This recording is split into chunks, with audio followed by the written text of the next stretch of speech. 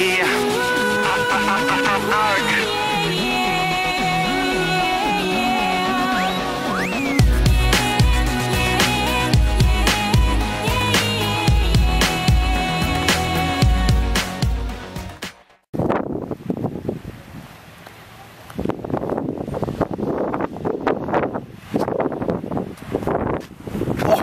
folks, I didn't see you there.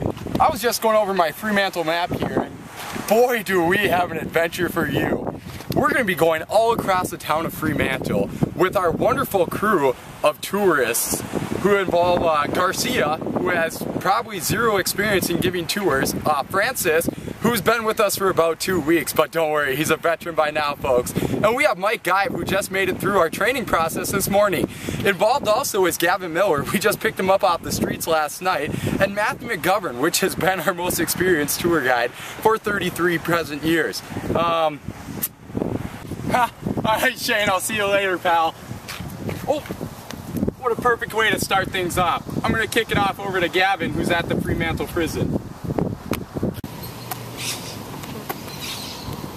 Hey, this is the Fremantle prison, and it opened in the 19th century and then closed as recent as 1991. An interesting fact about the Fremantle prison, other than that Shane Burke was a prisoner here, is that it is rumored to be haunted. The last person to be executed here was in 1954, and it was Eric Cook. Now kicking this off to Mike Guy at the Fremantle Market. Thanks, man. So today we are at the Fremantle Markets. This place was actually constructed and built and used in 1897. The Fremantle Markets continue to be Perth's best market.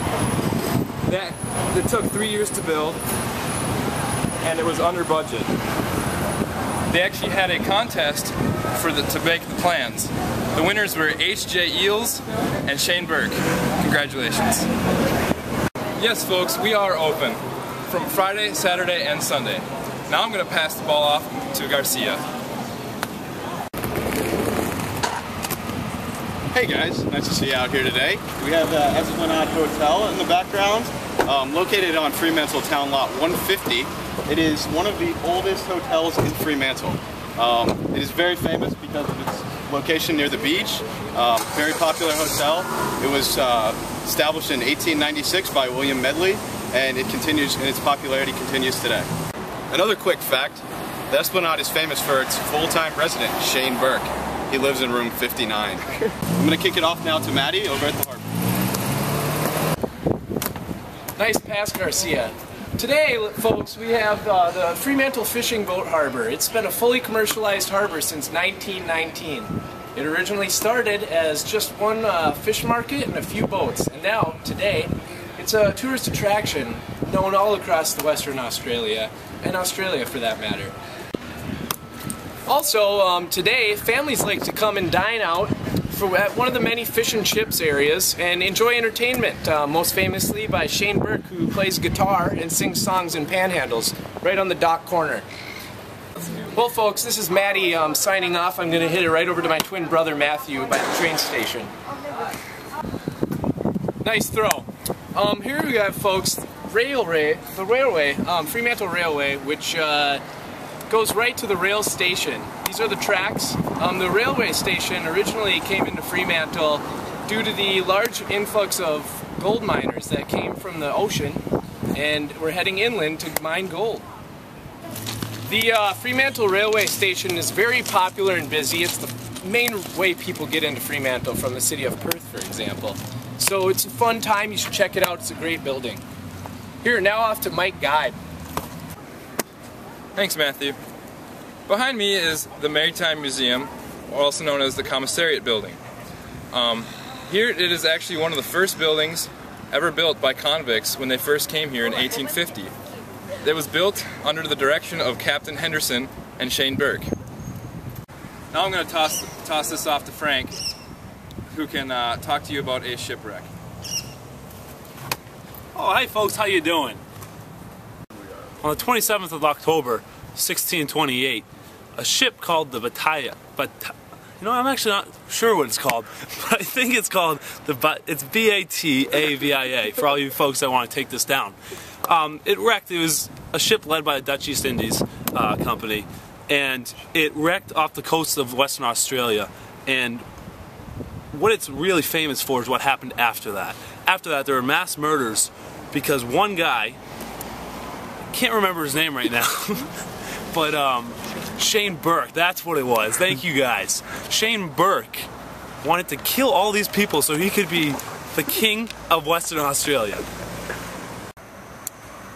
And now off to Gavin. Thanks, Frank. This is the Fremantle Whale Station. This was in operation from 1837 to 1860. What this is most famous for is actually Shane Burke taking in the Western Australia's biggest whale with his own 2 hands. When Shane Burke does a push-up, he actually pushes the world down. I'm going to kick this upstairs to Frank. Oh wow, look where that came from. In 1830, the roundhouse was built by Shane Burke with only a chisel and the rocks around him. It has 8 cells and 1 galler's room, which is basically a jailer, sheriff type person. And it's very cramped, very bad conditions, but it's built on Fremantle's highest point. Let's take a look inside.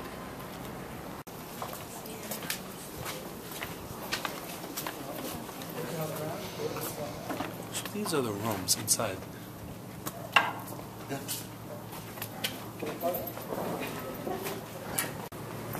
Another fun fact was that Shane Burke was the longest serving resident, I guess you could call him. Some call him prisoners, some call him residents, at the old roundhouse.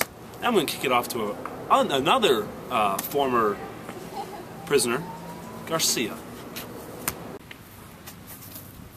This is not the Fremantle Museum and Art Center, but if it were, you would notice the beautiful Gothic architecture. Built in 1864, it was first used as an asylum.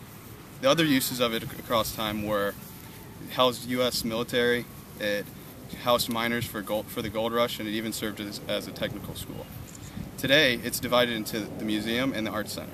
Both of them display different types of art, and there's a lot of historical significance. Should also add on, next week there'll be an amazing exhibit by artist Shane Burke titled Innocence.